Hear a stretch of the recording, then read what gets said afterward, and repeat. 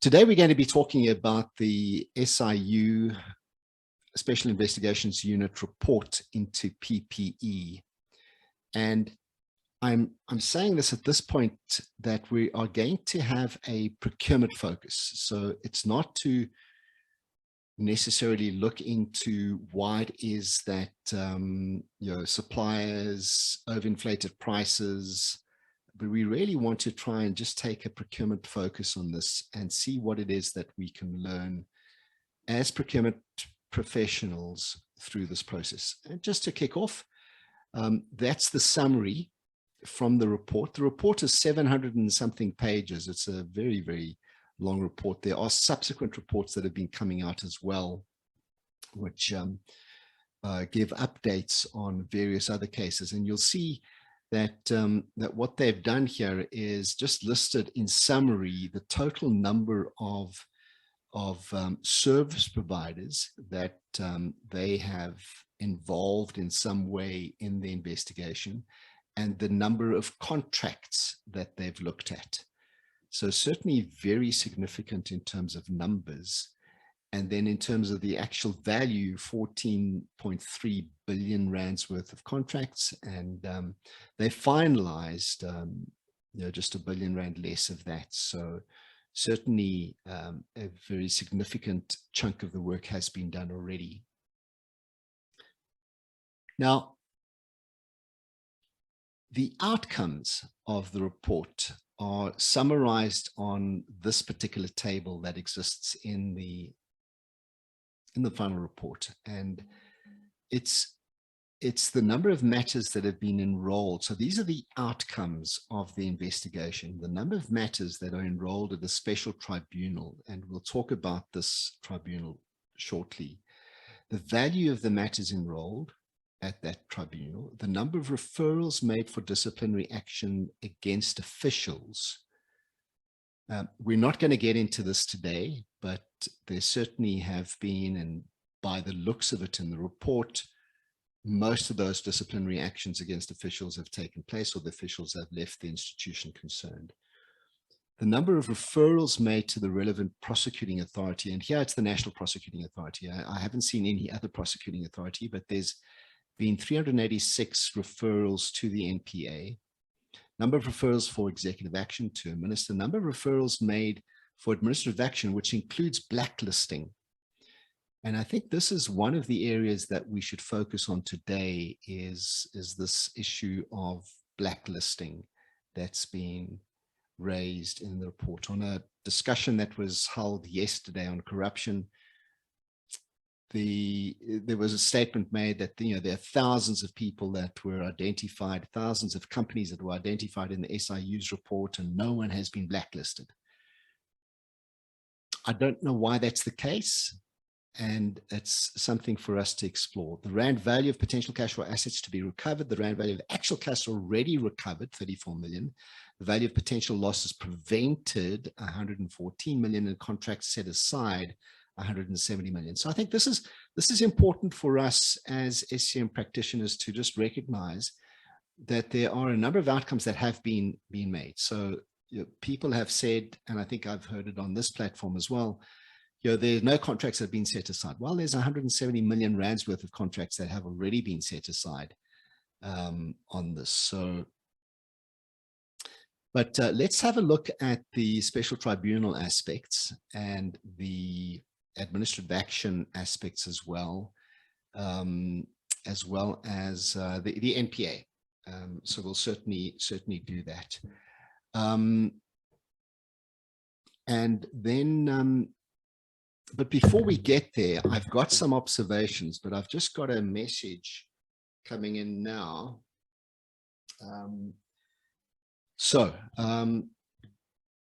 Songezo Mabece is online, and he doesn't have power at the moment. And I did ask him to come online, and he kindly has agreed to do that. So before we actually get into discussing some of these things, I wanted to just briefly engage with Songezo just to unpack a couple of things. And in fact, let me just go back to this particular slide here just to help us with that. So welcome, Songezo. you can unmute. And yes, good morning. Good morning. Thank you very much. And briefly, I am absolutely amazed at how you handle those radio shows. Huge quality, just huge respect for what you're doing there, and certainly a conversation that many more of us must be engaged in. And so well done to you for those. So if anyone doesn't know, in addition to holding a legal advisory position in one of the state-owned entities, I don't know if he wants to say who that is. He also runs in his spare time a little radio show on SAFM. I think it's Mondays and Tuesdays, Songezo.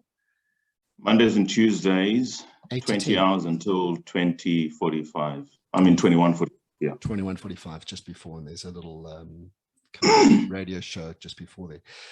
So, Songezo, thank you very much. So you have a background. I know you've had some involvement in the Competitions Commission as well, and I reached out to you just to try and get a little bit of help on one matter which is raised quite often to do with the SIU report. Is why are there no suppliers or directors of those companies that have been restricted? Now, I don't expect you to answer that question. You might have a view on that, which you can certainly share with us. I certainly appreciate you answering part of that question. No, thank you very much, Scott. Good morning, colleagues. This is an important discussion, as all these discussions are. I think we get sharper together, and we can sort of engage some of the vexing issues that have our officials in a tight corner, not because they don't understand or don't want to do their work, but simply because it ultimately boils down to a function of the regulatory environment that remains a spaghetti bowl and very difficult to follow in a linear context. The contributions I wish to make are only predicated on the question that I fielded from Sean yesterday as to what is preventing those suppliers who have been fingered in the SIU report, stroke reports. And then he went on to mention something at the Competition Commission. There's a view that restriction or debarment can only happen after the decision of the tribunal. That's because certain suppliers are now before the competition authorities. I'm engaging from my experience, of course, in service, in public service, although I'm employed at the Competition Commission, but more than that, I'm simply engaging the law as I understand it now. Now, the law has shifted under our feet quite a few times, just even in the last month. So there might be one or two things that I miss, and you will engage me or pardon me for that. But if we were to start from the beginning, Section 5 of the PPPFA does empower regulations to be made by the minister to give effect to ultimately the aspirations of the PPPFA. Then we get to the realm of regulations. I say this noting that there are effectively no regulations right now in the country, but it doesn't change the fact that there is an SCM 5 practice note of 2006 that says what? Pursuant to the regulations, a contracting authority through its accounting officer may, on those listed grounds, restrict or debar a supplier for a myriad of issues, including but not limited to failure to perform or failure to perform satisfactorily.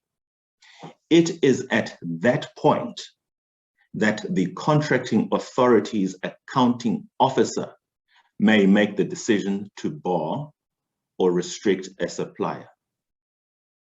Of course, if that should happen, nothing prevents the aggrieved party whose interest is affected from engaging a PAJA review based on a decision of an administrative body or an administrative decision.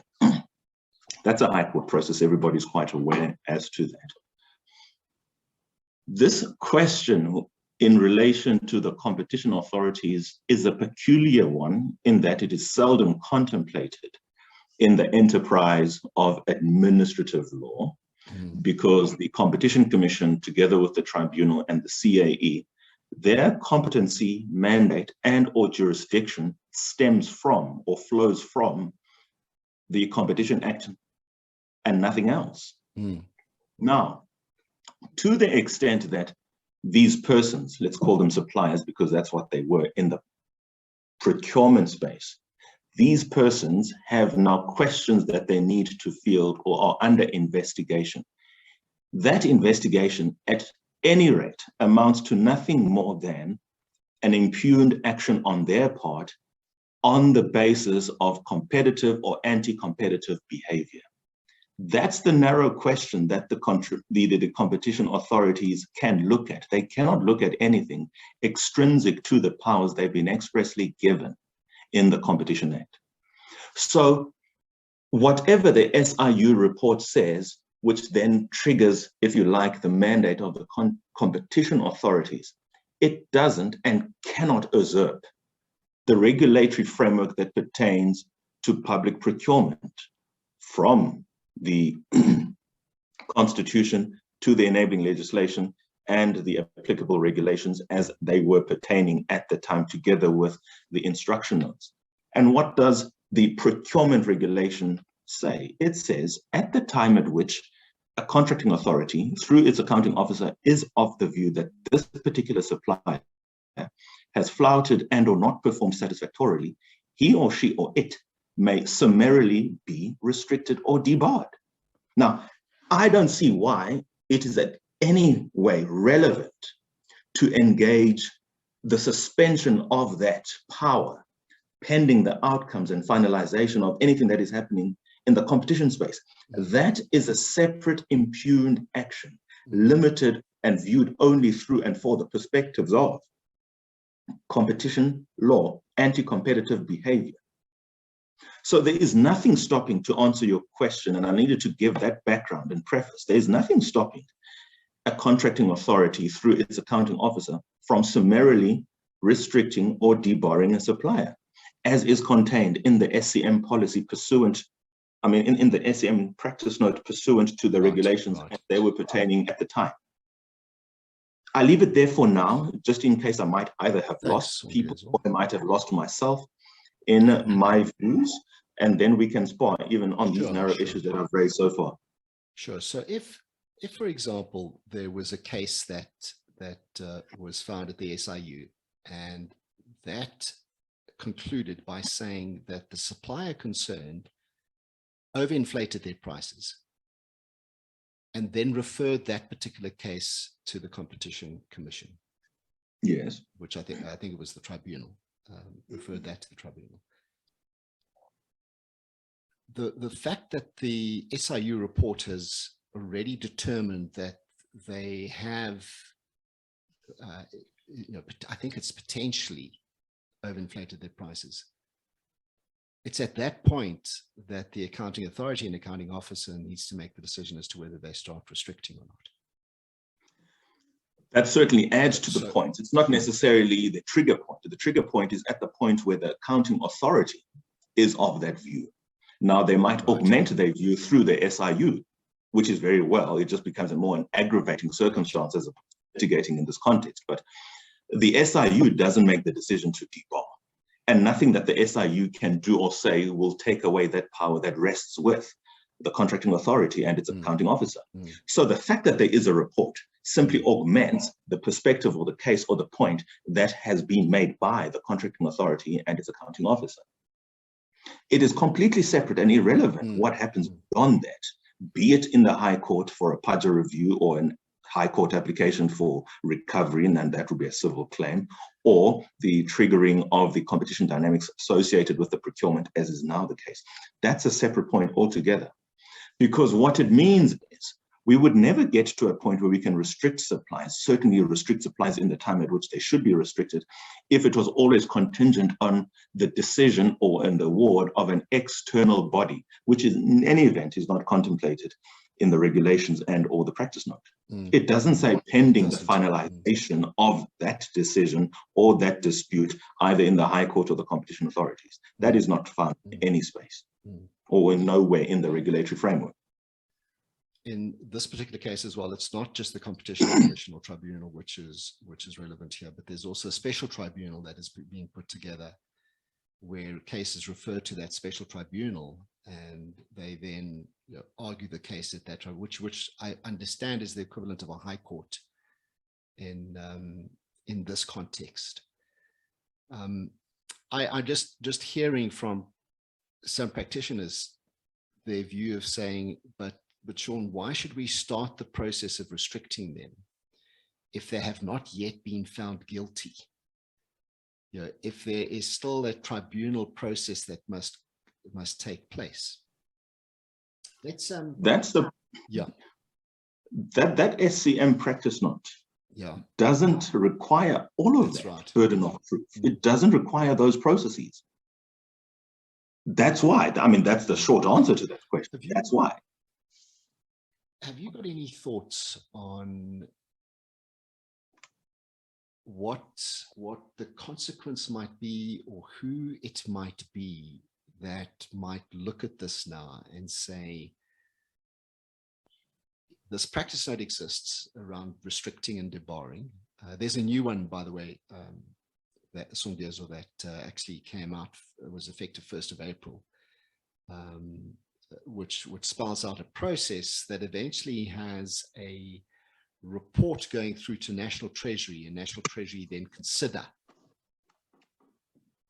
what were the reasons were for debarring. So there's a process to follow. Is there someone who's looking at this? I don't know if it's the Auditor General would look at this and say, organ of state, you have not done anything about restricting those suppliers. Who monitors, who has oversight over that aspect? Any thoughts on that? Because there certainly are hundreds of suppliers that have been put on this list of potential restricted bidders, and no one has been restricted. If it's the accounting authority that must kick that off and start that process, and they don't, because potentially the people that are involved are in high places and they've got networks. I mean, who's going to? Any thoughts? I don't know. Off the cuff, that is an excellent question. Off the cuff, and I'm just reading here, paragraph 1.2 of the relevant SCM practice note. An organ of state must, peremptory, must, upon detecting that a preference in terms of the Act and these regulations has been obtained on a fraudulent basis, or any specified goals are not attained in the performance of the contract, act against the person awarded the contract. So there is no choice here. Contract evaluation, contract monitoring all the time is in place here, from pre-contract, during the contract, and even potentially after the contract. You must be vigilant as to what was the intended goal that was available to everybody else versus what is currently and continuously being achieved or not achieved. And to the extent that those goals are not being met, or there was fraudulent engagement on the basis of this contract, you must act. Now, in the absence of that action, you simply go back to law, right?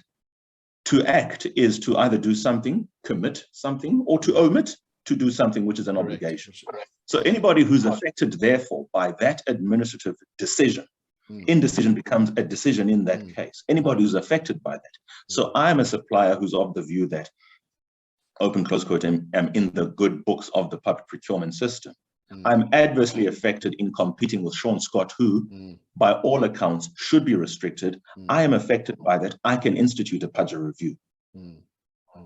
But I don't imagine this would also be outside the remit of either the Standing Committee on Public Accounts or the relevant body, the Finance Committee in Parliament. I mean, equally, they would have oversight. That's what Parliament is about. They've got inherent oversight. They've got the jurisdiction and the powers to do that.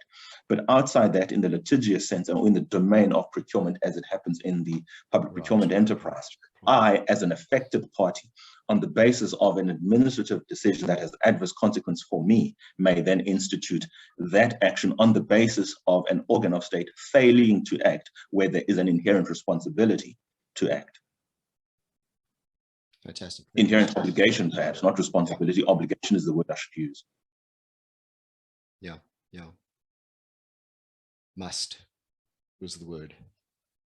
Yeah, peremptory. not permissive, and peremptory. that I believe as well as in the PFMA practice note that came out last week. The one that you're referring to now is all the all related to the triple PFA, where they claim points fraudulently or misinterpret or misrepresent. Very good, thank you. Yeah, I accept I'm a little behind in the developments of the law, but I would be hard pressed to think that even what I've said is no longer relevant. The principles are right. Yeah. Absolutely, yeah. Good. Well, thank you very much. Thank you. Absolute pleasure, Sean. Any questions from our colleagues? I mean, let's keep each other sharp and honest. Yeah. Anyone else? Questions? Any questions? Good. Advocate Nsububa, I see you're on. Welcome. I can't be that good, colleagues. There must be something to raise here. I think Advocate Nsububa in particular, if she's not saying anything, then you've hit the nail on the head. Or I've just completely missed the point.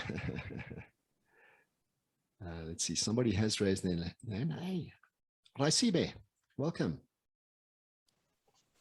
Thank you, Sean. Thank you, Songezo. So, Songezo, I just want to ask this question. So, in terms of barring or restricting, maybe even deactivating the supplier. So, right. My question is related to, say it's an organizational decision, and within the organization, there is an inquiry in terms of this supplier. So what happens is in procurement, we will then deactivate, and this is as a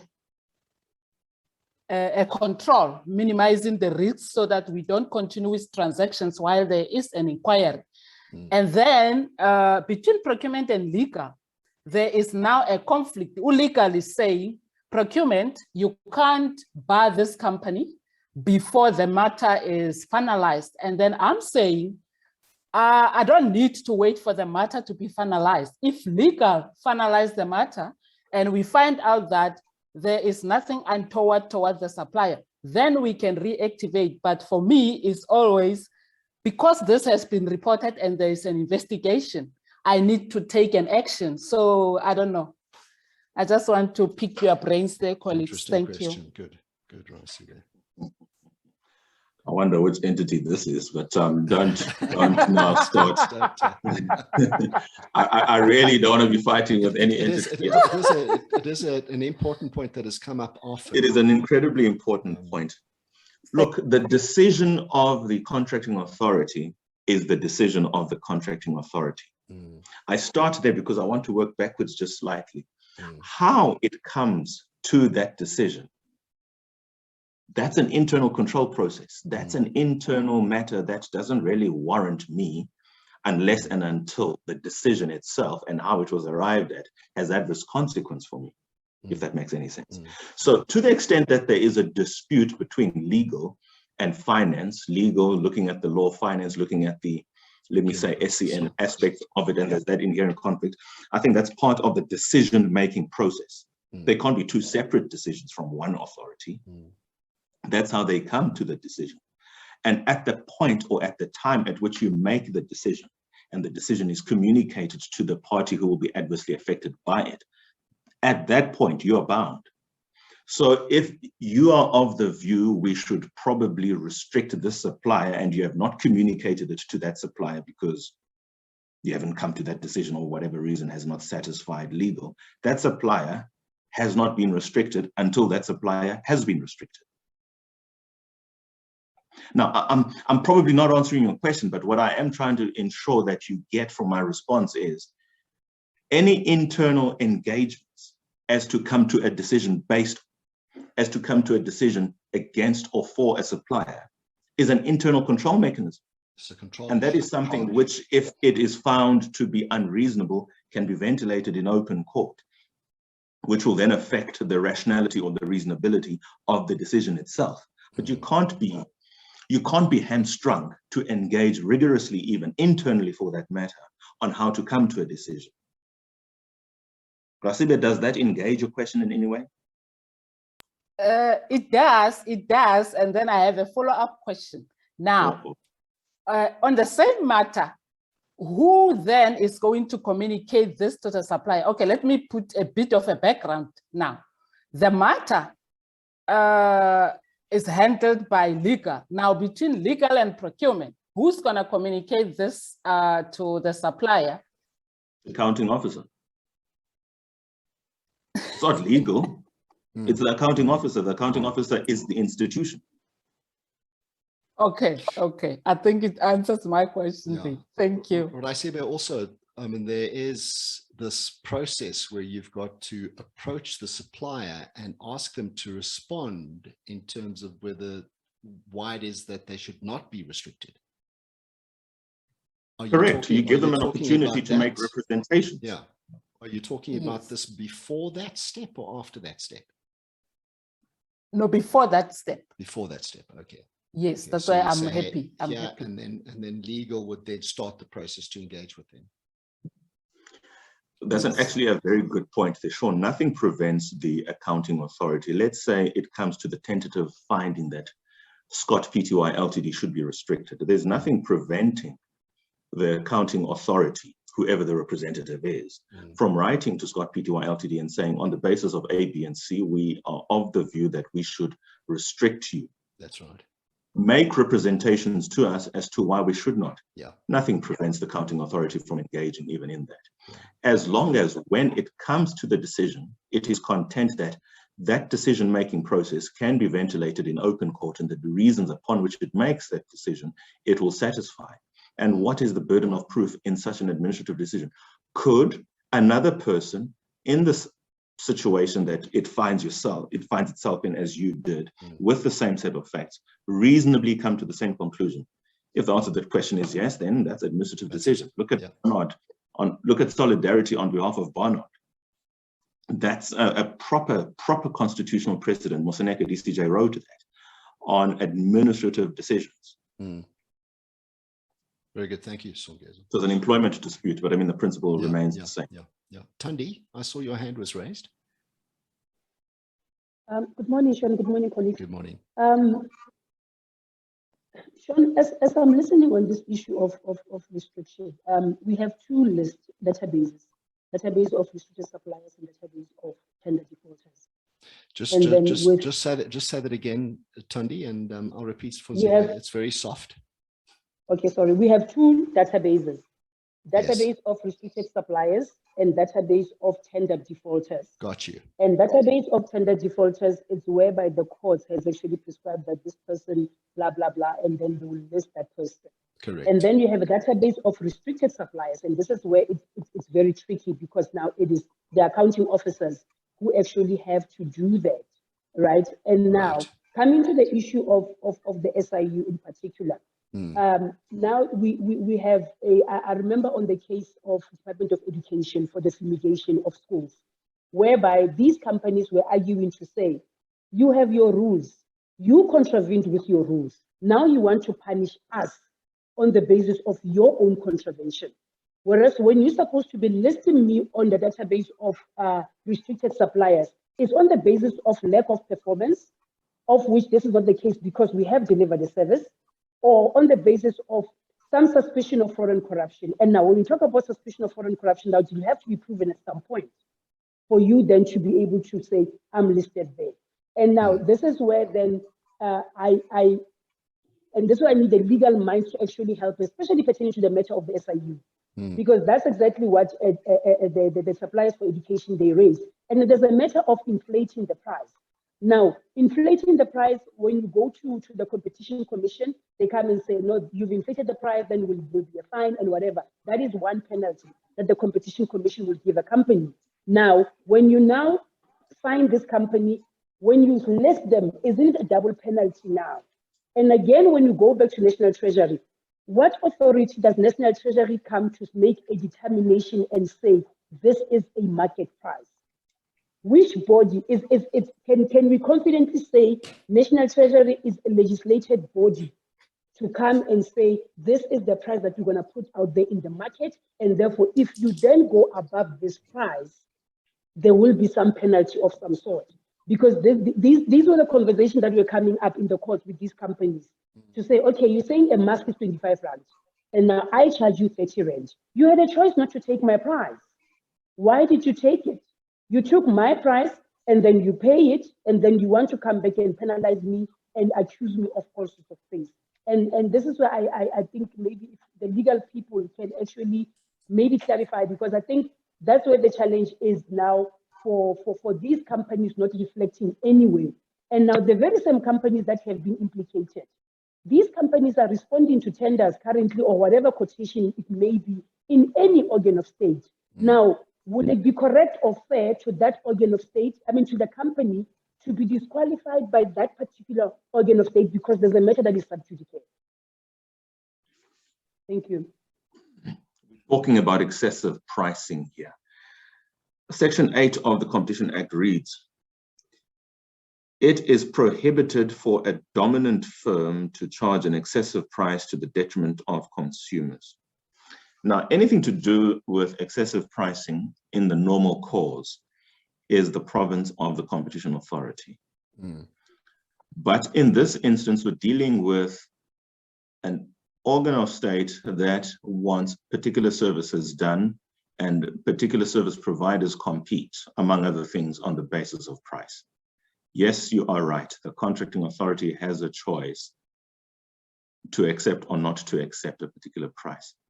There will be instances where there aren't many potential suppliers, and those suppliers who are in the game, as it were, can charge excessively. And I'm brought to the 2010 construction case as a case in point. I mean, how many people generally in this country can build stadia together with all of the money upfront that is required and all the technical skill that is required? Very few.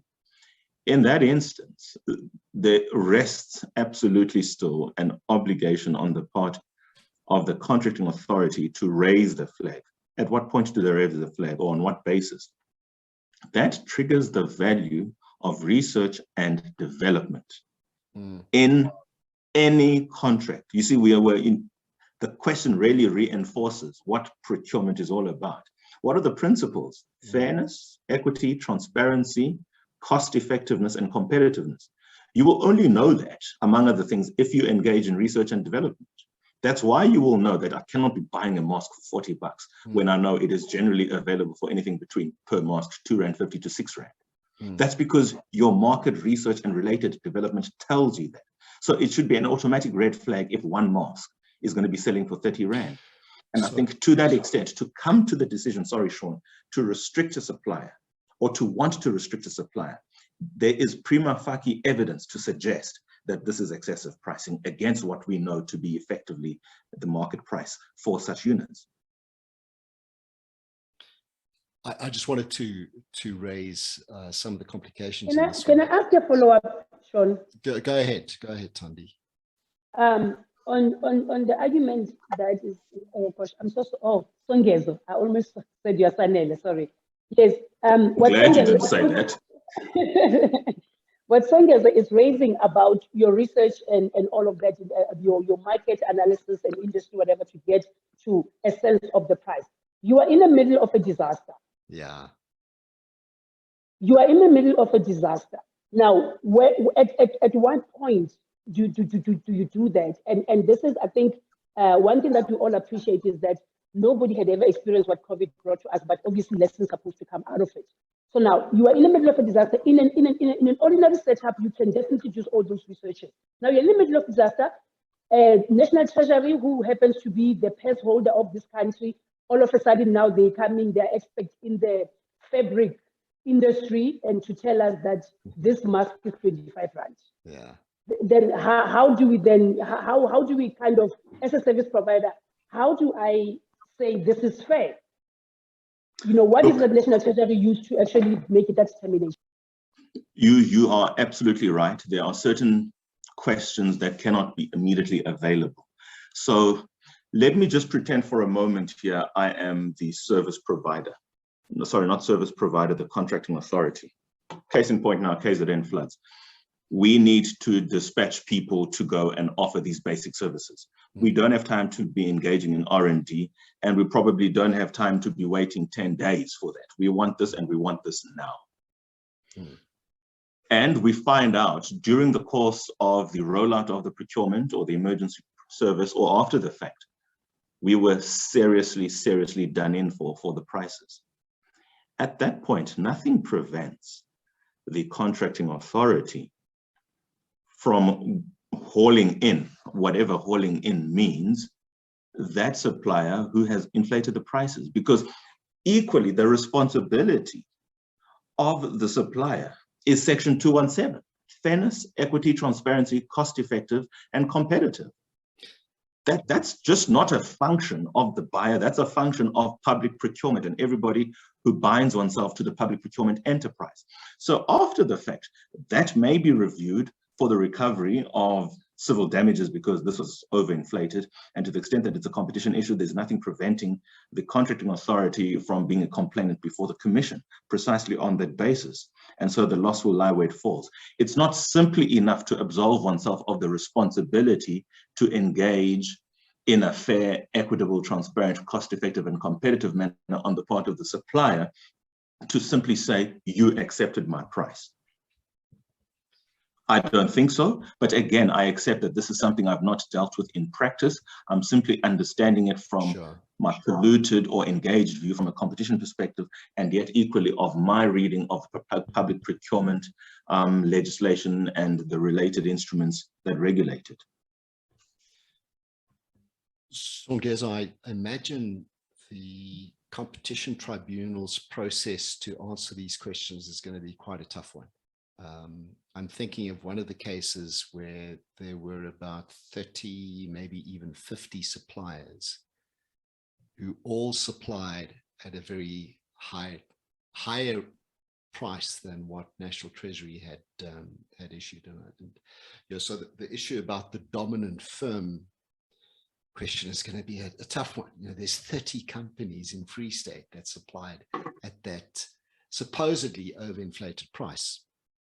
The nice thing about anything before the tribunal, nothing goes to the tribunal before it goes to the Competition Commission. The Competition Commission is the agency or the body that really is going to grapple with these issues. In other words, the context of the procurement, investigating, asking potential suppliers, asking those who actually were suppliers, asking the competition to those suppliers, and understanding the environment that pertained at the time, the environment that should have pertained at the time, and then it will build a case to put forward before the tribunal. Are we there?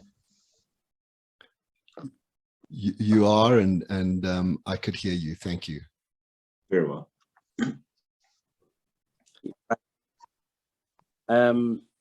Wouldn't then it suffice that even before any emergency, most organizations have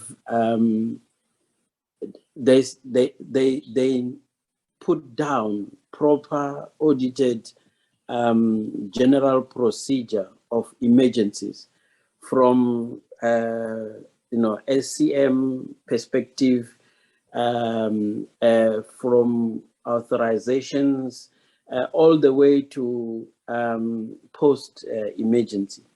Wouldn't you also say that internally within organizations, there are certain things that most organizations, especially state-owned, they're good to do, but then they miss that opportunity to tighten up the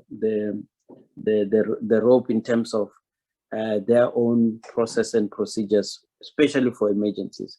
Because if I count the past 5-10 years, emergencies have become a business norm among state organs, and that gave rise to the rampant that we are now seeing on the PPE side.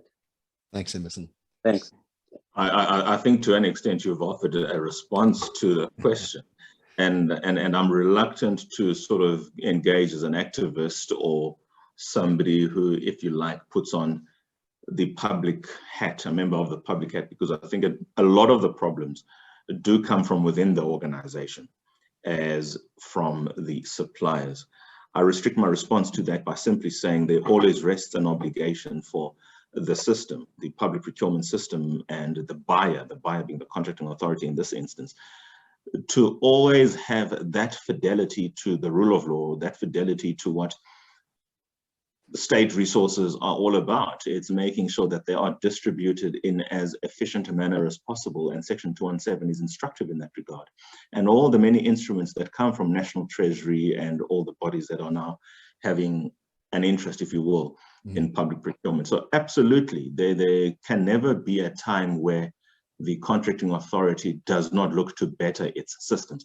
I say no more because I think if I do say more, it will be probably more personal than what I believe this platform should be. Equally, I'm not going to be, in fact, equally, and I'm insisting on that position because I'm looking to get into industry, right? I think my procurement experience and competition experience is now the reason why my CV is floating. So I don't want unnecessary views to prejudice me. Good. Songezo, thank you. And thanks for giving us your time, your wisdom, and insights, and always appreciate you coming online when we have some need for some perspectives on matters like this. So thanks very much again, Songezo.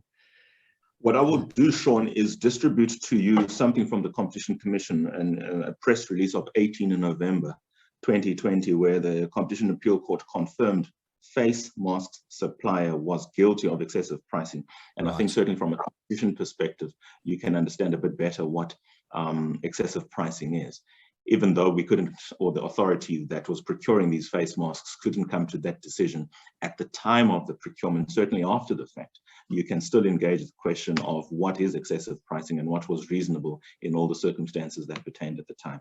It's babelechi, and I think this will be good to sort of advance this discussion that is taken on in the latter part of this engagement. Fantastic, thank you.